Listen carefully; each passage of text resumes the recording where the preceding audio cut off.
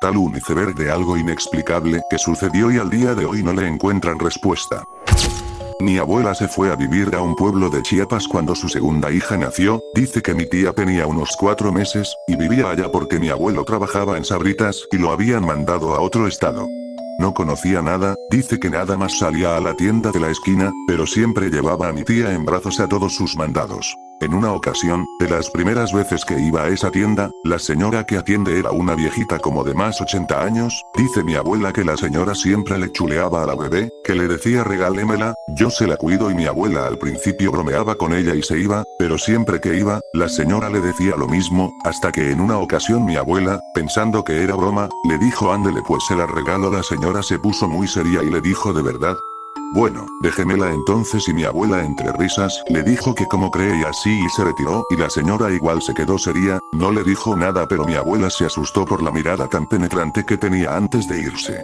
Dice que en la madrugada, mi abuelo ya había llegado y estaban acostados con la bebé en medio. Pues se quedó dormida, y en la noche escuchó un golpe bien fuerte, despertó y la bebé estaba en la puerta, como si la estuviera jalando algo hacia allá, porque tenía una marca en su overol, como de que se estaba estirando la tela. Dice mi abuela que es de lo más paranormal que le ha pasado y que cree que la señora era bruja. ¿Ustedes qué piensan? En Centroamérica, en este caso, Guatemala, hay una historia de una mujer que de espaldas atrae a los hombres, pero cuando estás cerca te das cuenta de que en realidad es una mujer que tiene una cara parecida a la de un caballo. ¿Qué tiene que ver eso?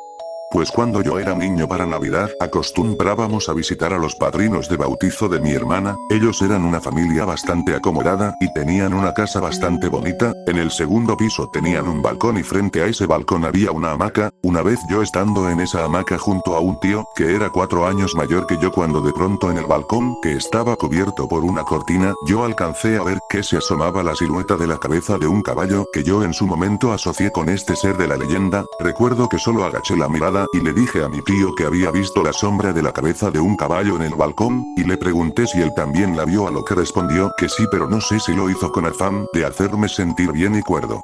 Esta familia tenía varios cuadros de cráneos de toros en las paredes. Yo trato de convencerme de que fue alguno de ellos que proyectó esa sombra, pero en el fondo sé que no tiene sentido porque la sombra en un caballo pasando en un segundo piso. Eso es imposible, aparte la sombra era desde afuera alumbrada por la luz de la luna. Es una historia que siempre he mantenido y que por lo pesado que lo sentí en ese momento aún no lo olvido.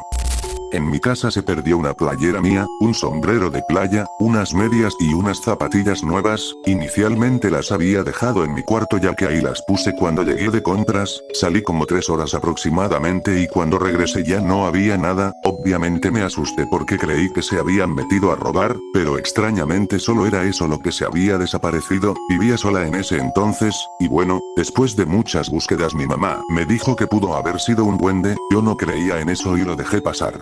Las cosas las necesitaba para el siguiente día. Después de buscarlas aprox durante 6 horas, me enojé y empecé a decir groserías, y a pedir que me las devolvieran, quien sea que se las haya llevado. En fin, decidí salir a cenar para desestresarme un rato, y cuando volví las cosas estaban en mi cama, pero estaban maltratadas, sucias, como mordidas y en condiciones inservibles. Aún no sé qué pasó, si realmente fue un duende o que se llevó eso ese día.